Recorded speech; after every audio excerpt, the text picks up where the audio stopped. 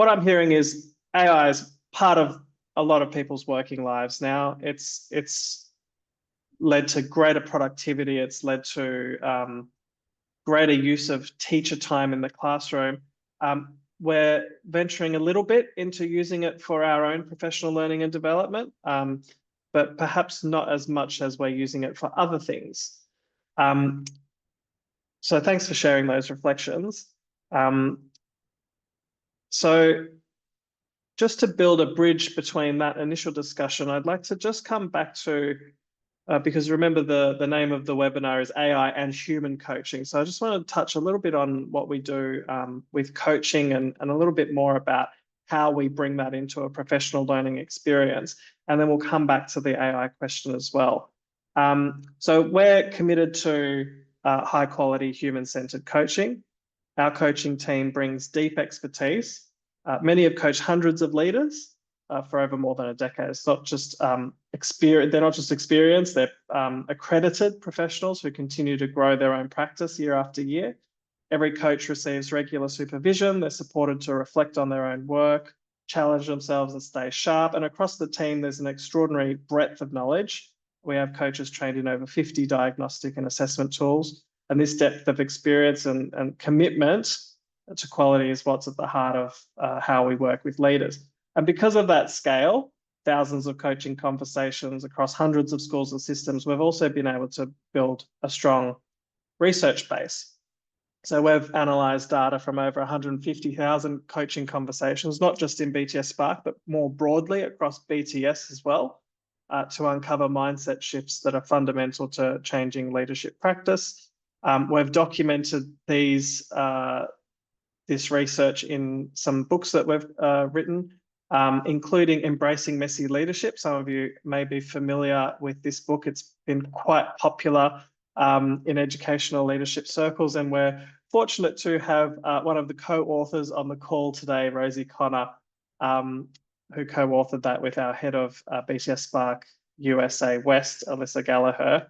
And from all of this data and all these conversations and all of this synthesis, our leadership experts have distilled this research to create simple, memorable, practical tools, which underpin 33 of our 33 leadership modules across 4 domains: relate, think, be, inspire. I'll just pause here for a moment. I'm sure as you look at this, you'll realize that a lot of the work that we've put into these modules underpins most of what it takes to be an educational leader these days. And those who see this love this.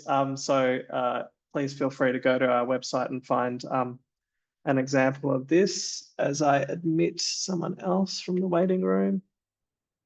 I'm not sure if there's anyone else in the waiting room. If someone could just check. Now, these modules underpin the way that we deliver professional learning. So we do one-on-one coaching. We do group coaching. We do facilitated workshops. We do online learning. And we also embed continued practice. And increasingly, we're creating learning journeys. So blended learning activities in a series of workshop coaching sessions, online and AI-enabled learning as well. So I think that's where the magic is starting to happen in these learning journeys, where we're combining coaching, workshops, online, and these new AI-enabled learning tools. And it's led to a term that our global CEO, Jessica Scon, has coined, IRL plus.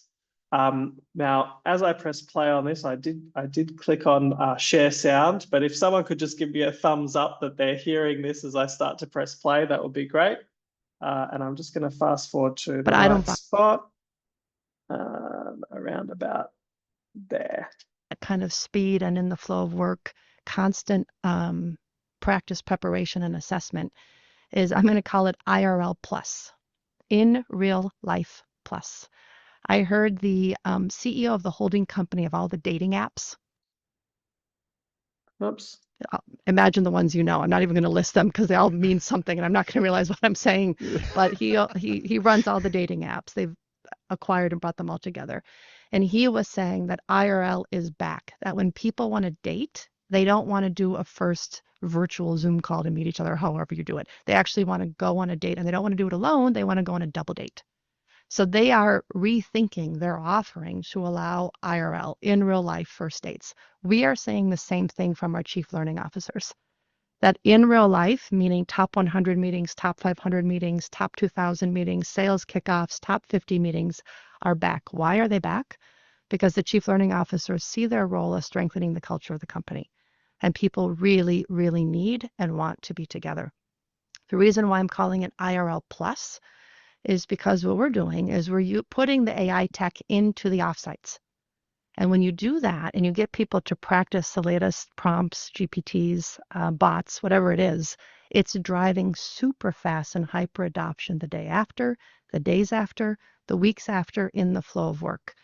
So I think I was talking to Claude from Brandon Hall, and he said what's interesting is that when in real life or workshops or offsites in the past were popular, you saw a decrease in tech being used. And I'm like, no, not right now. Right now, they're all coming together in one. And when you have that captive audience that's practicing the strategy or the most important priorities of the firm, and they're doing it with the latest AI platforms and tools, then we're seeing the adoption skyrocket afterwards. Agentic simulations in the flow of work. So I'm really glad that that Jess said those words recently, because it really resonates with what we're experiencing as well. So I'm now going to just quickly show you an overview of a course that we have as part of our BTS Spark suite called Speak Like a Leader.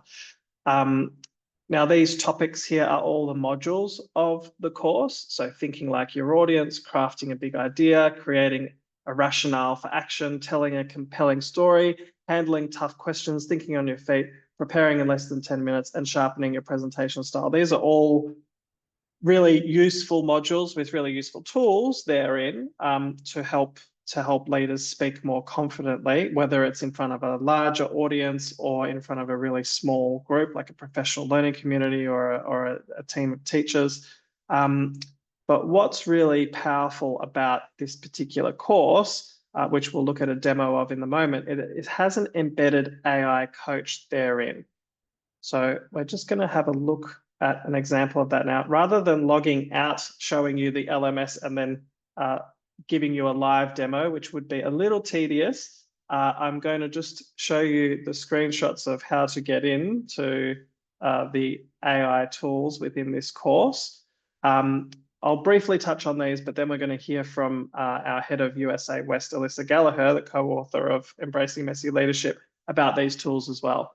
So within this course, as I said, there's an AI coach, and what you have available therein is AI role play. So there are interactive role plays with a human-like AI. There's video Q&A, so preset video with questions and answers, so you can have your non-verbal, vocal and verbal skills assessed. The practice mirror, which we're about to get a demo of, and also you can upload a video that you may already have or may already be part of a professional learning program that you can get analyzed as well. But rather than talking about it, I'd love you to see how it actually works. So we're going to hear from Alyssa now.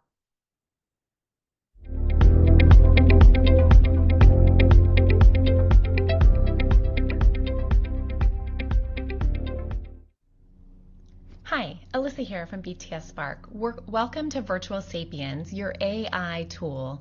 Now, this tool is actually embedded in the Speak Like a Leader course. So anyone who enrolls in our Speak Like a Leader course has access to the 8 modules in Speak Like a Leader, but also has access to Virtual Sapiens for a year. What I want to do is give you a quick orientation to the different types of tools that exist within our AI practice tool. So up here in the left-hand corner, you can see simulated conversation. Now, this is actually going to be a question between you and an AI bot. They're going to throw questions your way, and you're going to engage in a conversation. At the end of the conversation, they will give you a score and a report on how you did answering the question. So it's great practice if you're preparing for any type of Q&A or an interview. In the right-hand upper corner, you'll see that then we have role play. Role play is actually an interactive experience with the human-like AI bot where you get to put in your role. So whether you're a principal or a superintendent, you can also go ahead and suggest a scenario. So something that you're struggling with in your work, and then you'll have a conversation based on the topic that you suggest. In the bottom right-hand corner, you'll see an opportunity to analyze a video. Now, this is great if you already have presentations of yourself recorded. That's sort of hitting the easy button. You can go ahead and upload a video of yourself and get your public speaking analyzed. What I'm going to show you very quickly is I'm going to show you the fourth tool. Here it's called Practice Mirror, and I'm going to go ahead and select Practice Mirror. Now, this is a great tool if you want to go ahead and practice anything that you speak about publicly. So in my case, I'm going to go ahead and put here, I talk a lot about BTS Spark and the work that we do. I'm going to choose not to save my video at this time. I'm going to select a camera and a microphone. So I'll go ahead and do my default laptop settings. And so I'm not overwhelming everyone with multiple videos, I'm going to close out here of this video and go ahead and get started with my practice mirror. Now in the practice mirror, I can choose whether I want to actually see myself while I'm talking. I can also choose an audience view. So they'll give you sort of a view of what an audience might look like. So it depends how you want to practice. And then I can also select, am I practicing this for a virtual audience or an in-person audience? Now, because I'm actually doing this for virtual, I'm going to select that. And I'm going to go ahead and start my practice. So you'll notice it does take a minute to load the tool. It's not recording yet, but it will go ahead and record now. Hi, my name is Alyssa Gallagher. I co-lead BTS Spark America. And BTS Spark, we're a not-for-profit organization. We focus on growing and developing school leaders. Really everyone from sort of very beginning, emerging, aspiring leaders all the way through the superintendency. And what we do is we specifically focus on developing leadership skills in leaders. We like to focus on what we call the human side of leadership development. And typically we do this, we have a variety of ways, but typically we support leaders through executive coaching, either one-on-one or small group coaching. Now we also provide a lot of webinars, we provide in-person workshops, but really all focused on capacity building and developing skills of leaders. All right, I'm going to go ahead and end my practice and we'll see how I did. Now that was totally off the cuff. I wasn't using any notes, and I can see here that my results are in. So I'm going to go ahead and click on results. And as it's loading, there's a couple of different ways to analyze your results here. So you can see audience perception, and I can see, first impression, framing, perceived trustworthiness and rapport, authority and impression, and expression and energy. So in any one of these, I can scroll down and get very detailed feedback. You can see here that I didn't have enough hand gestures. So if I wanted to correct this, I could click on it and get some tools and insights.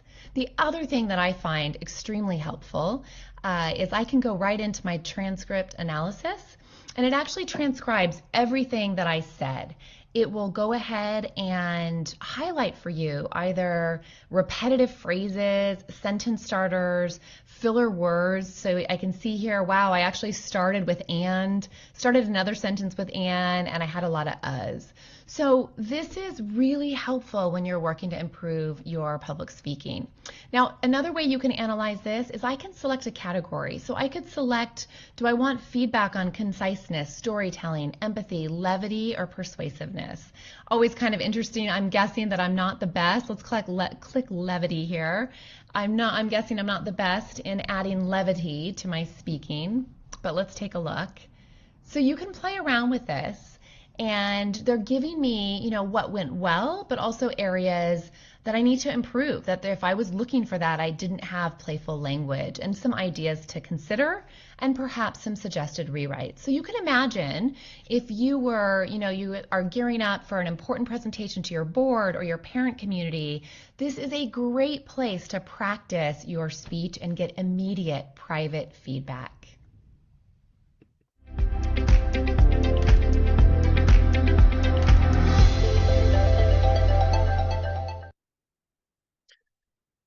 So before I put you into a breakout room, I just wanted to say that Alyssa is just absolutely fantastic at presenting.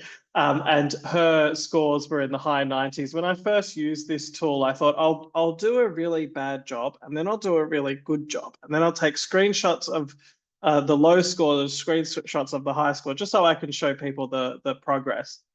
So I went ahead and did an average job and I was getting 60s. And I thought, yep, that's the plan. That's all part of the plan. Now I'm going to do a really great job. And I got low 70s. And I thought, oh, wait a sec, this isn't what I was expecting. And the feedback was really thorough. I think I said 17 times. There it is again. I just did it. And again. And it gave me a lot of feedback that I was able to build on. And eventually I got up into the high 80s, but not quite as polished as Alyssa just there. So what I'm going to do now is put you into a breakout room and get you to talk about these two questions. Rather than getting your feedback now on that tool, I'd love you to share that with each other, and then we'll come back and share some of this as well. I'll share these questions with you while you're in the breakout room. So for those of you who have your cameras off, now would be a great time to turn them on. I'm going to assign automatically, and I will create 5 breakout rooms. Actually, I'll make it 6. There's a few more people now. All right, so I'll see you back here in about 5 minutes. All right.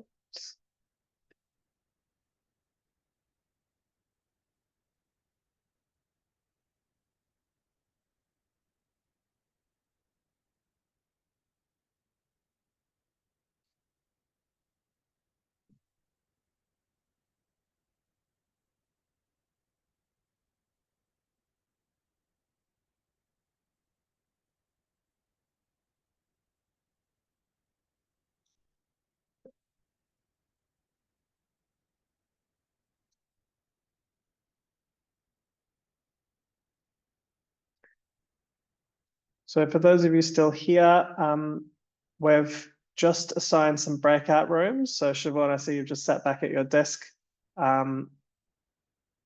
If you're having trouble getting there, I can do some clicks and put you in automatically.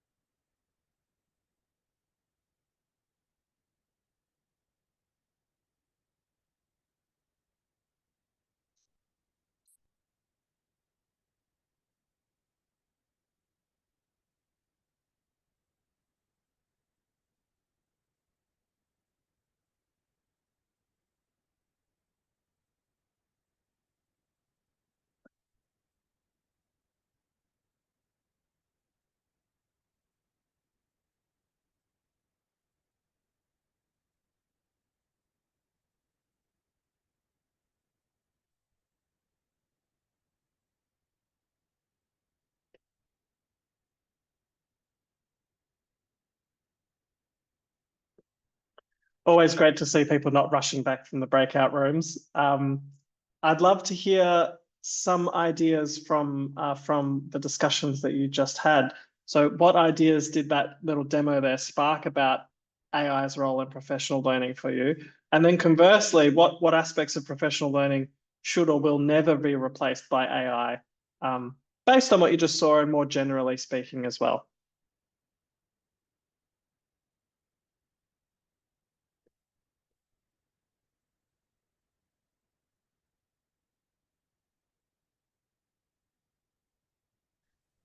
I don't mind kicking off, Josh. I was in breakout room 5 with Debbie, so Debbie, you can put me straight. I think the conversation we were having was around coaching specifically and what kind of coaching requires that human touch, that connection, that relationship. And Debbie was talking about the kind of coaching she does. Yeah, we were kind of curious about like how much can AI understand context? And if it's well enough briefed, then maybe it can do some of the simpler kind of coaching. We're also curious about the AI coaching on Speak Like a Leader, so specifically on presentation skills and what kind of feedback that gives compared to what a human coach can give. Because that was very, very detailed, very rigorous, what we saw being presented. Yeah, for sure. Really detailed, rigorous, and also tireless. You know, you can do that over and over and over again, and receive that same level of rigor every time within that particular example, which differs from human coaching as well. It's probably not common for someone to sit with a coach and rehearse the same conversation 5 or 6 times, for lots of reasons. Cost is one of them. Also just patience. You know, even the most saintly coach might not want to hear the same presentation 6 times. And it also, there might just be a little bit of awkwardness that you might not want to ask a coach to do that over and over again. So yeah, it's interesting what does lend itself to an AI enabled approach versus a human approach. Thank you, Rosie. What other examples came up? Josh, Kate Morris here. Narul and Huda had some really great reflections around cultural sensitivities and empathy, emotionality, language, etc. So I might hand over to them, but I thought it was a really interesting point. And before we hear from them, I'll just jump in. Kim, there will be a QR code for that link. So if that one wasn't working, another one will work. And we will also send a link to everyone after the session. But sorry for interrupting. Yes, let's hear it. Okay, so for myself, I'm from Singapore. So we are a multicultural society with different ethnicities. So would this AI be able to capture the different accents and also with people talking in different dialects? So when we're talking, sometimes AI might not be able to capture the essence of what we are speaking in a sense. And then also in terms of feelings, would they be able to know like for us when we are speaking to others, the audience might we might react to how the audience are perceiving us as the speakers. Like we can see if they're bored or if they're happy, then we can change the way we're speaking. But how would we do that with AI? Yeah. So those are the two things that I brought up. Yeah, really interesting questions. And I should point out now that we have a subsequent webinar in November where we're going to show you a different type of use of AI, which is conversation practice bots. And in those conversations, that kind of dynamic aspect of what you're talking about, you say something, then there's a response, and then you say something else, and there's another response, and on you go. That's where we're going to really unpack that in more detail. So I think what we've just looked at here, it's not a good example of a dynamic conversation. It's more an example of a one-way presentation and then feedback on that. But in terms of the accents and the language, it's actually a strength of AI generally, but particularly of this tool, that it can understand different accents. It can also factor in different languages as well. So that's a strength of the tool. And particularly with the practice bots, which we'll look at next month, it can be presented in different accents and different languages as part of that conversation. It's surprising. So someone like me, who I have a background in language teaching and have a linguistics degree, my mind has been blown by how language can be created by AI, but also how that goes not just from the text, because text is one thing, but into the audio realm as well.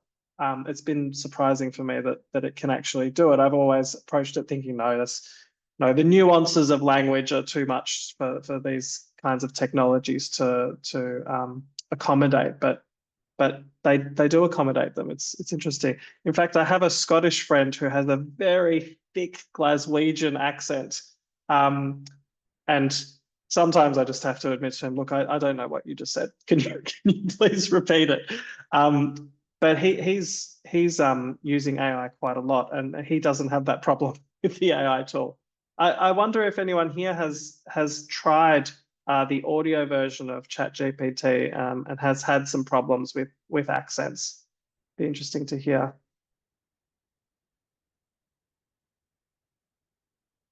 No, okay. Any other ideas about what should be more AI driven and what should remain human in the professional learning space?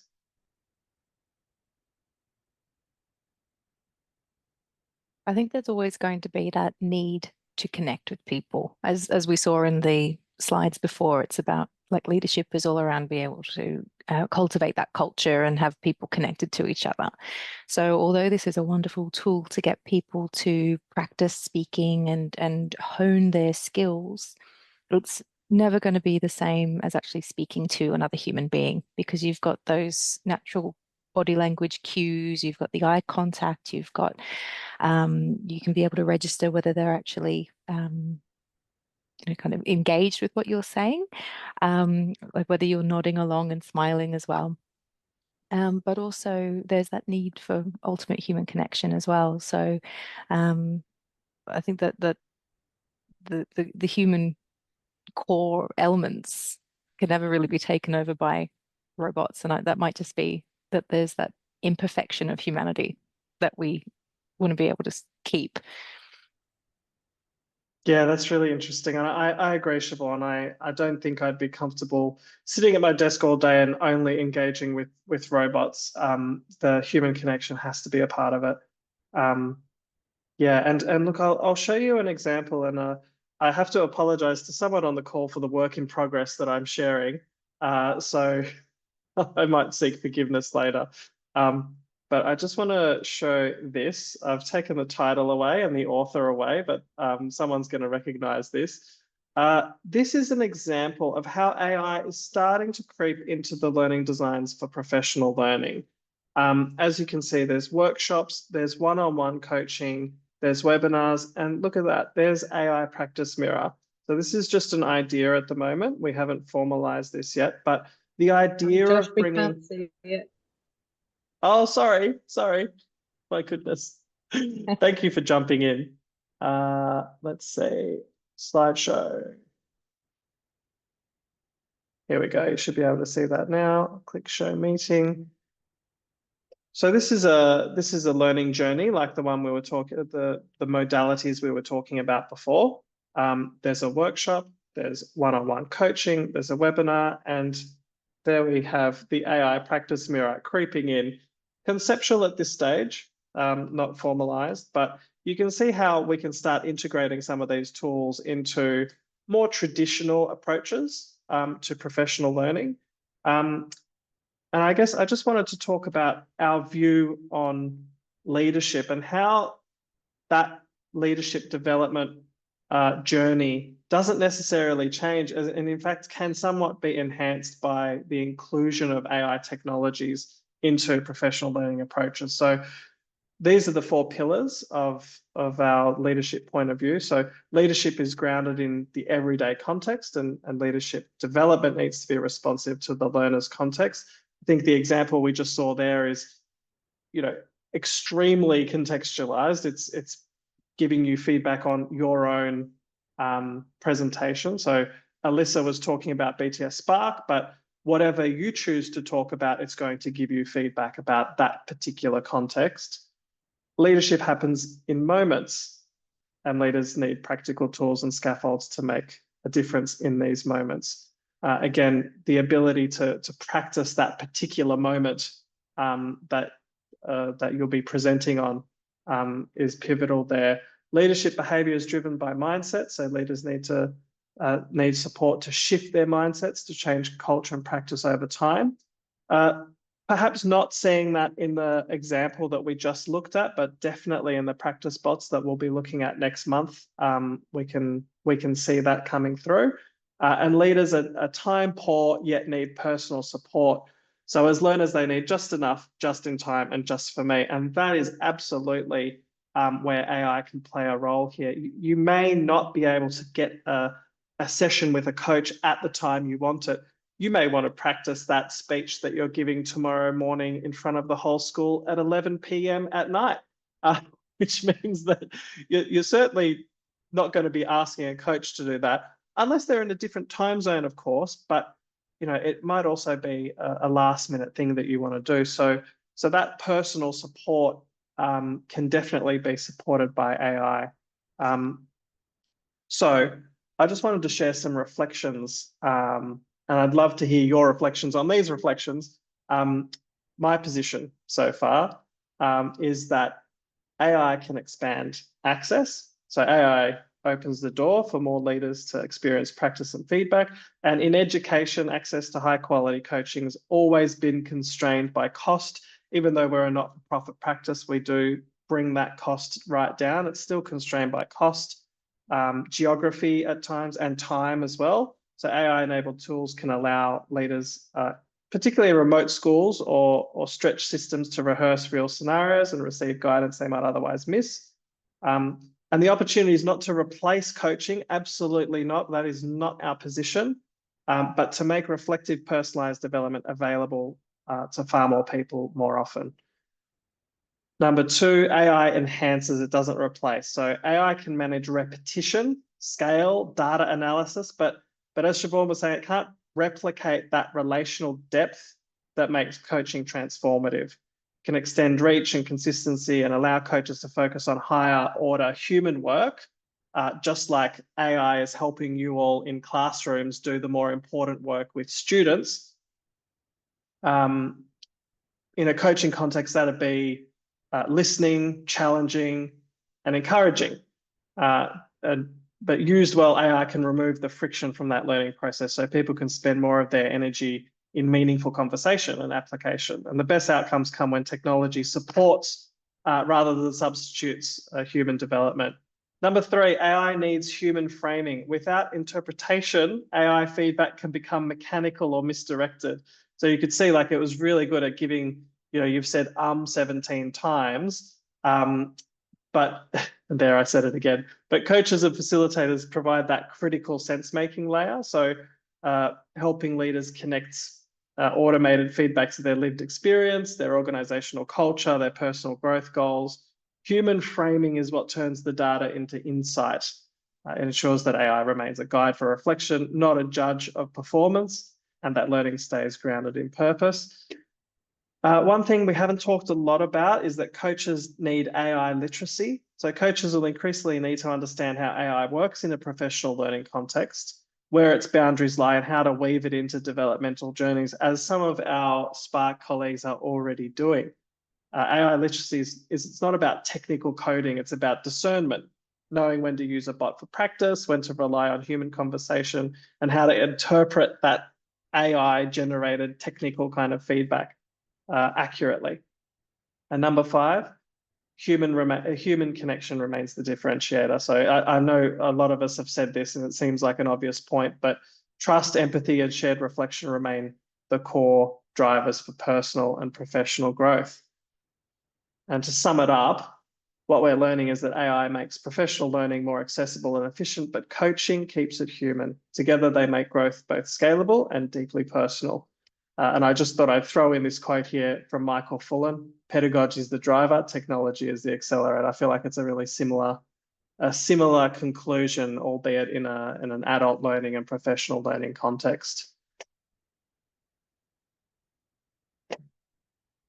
Before we go, I'll briefly touch on what we're going to talk about in our next webinar around AI practice bots. That QR code there will take you to the Speak Like a Leader registration page. But were there any other questions or points of discussion that you'd like to bring before we conclude the webinar? Josh, I'm really interested in the the Speak Like a Leader piece, the practice modules.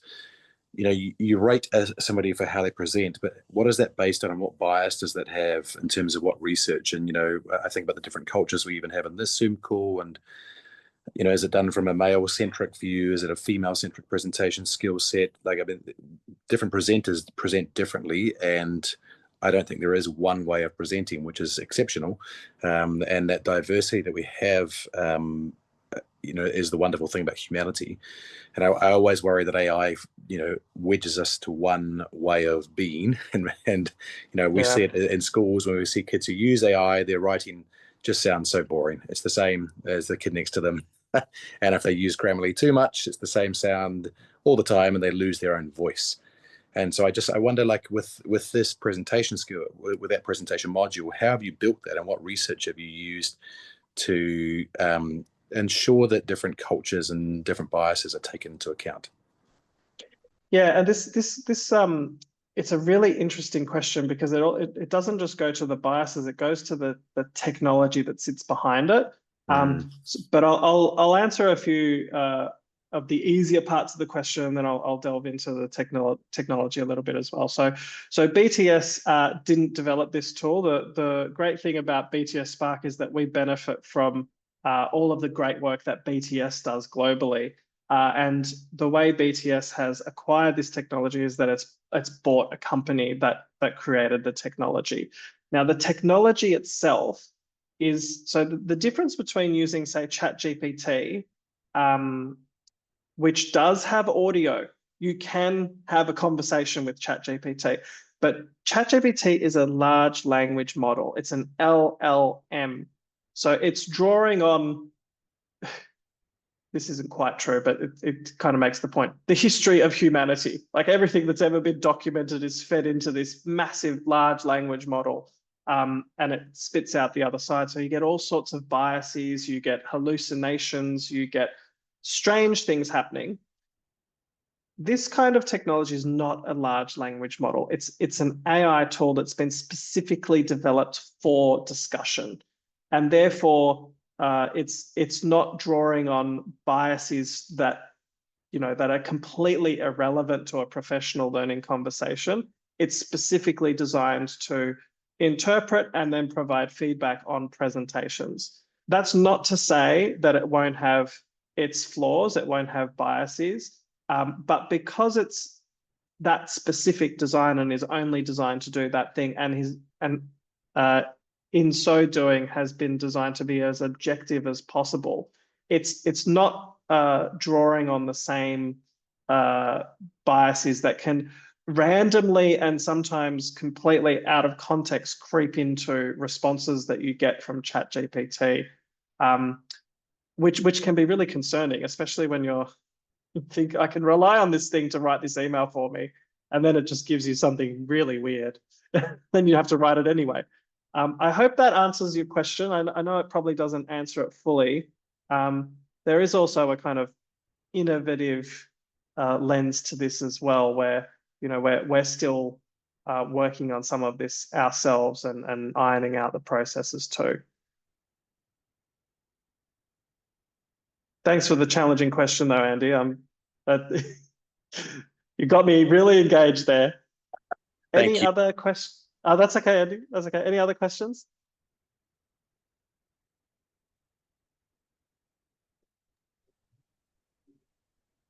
I guess I'd probably just make a point or share a point of view around AI replacing coaching.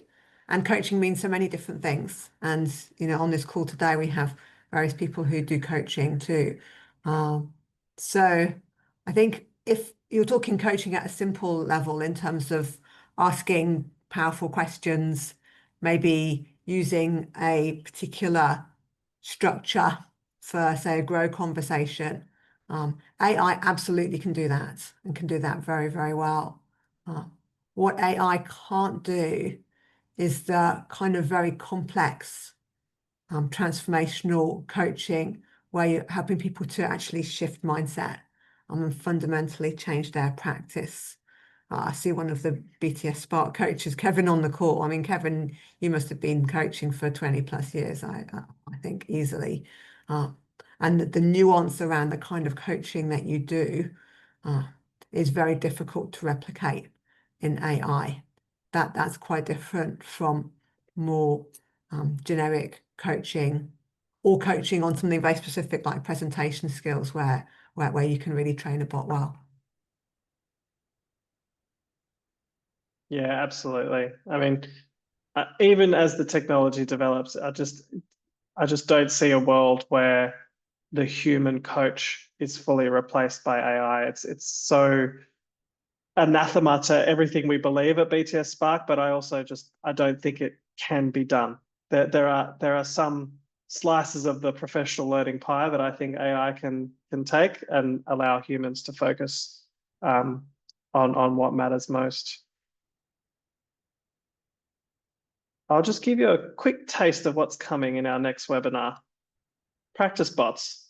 So what we looked at today was a one-way conversation. You do a presentation, you get the feedback. Practice bots is where that conversation becomes dynamic. So we can customize practice bots for any difficult conversation, like feedback, performance coaching, even things like quarterly reviews, retrospectives, responding to anger.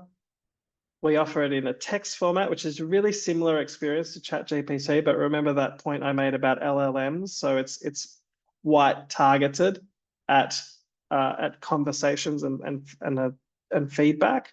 The audio version is what I will be actually doing a live demo on in the next webinar. Video has just been released. But I'm going to stick to audio for the moment because I think it is really good at conveying complex emotions, and I'd love people to see that in practice. Again, we recommend that these kind of bots get embedded into a broader learning journey, like the one we saw before with the AI practice mirror therein. And I'm really looking forward to presenting that too. Information will be emailed to you about that, and it will be in November.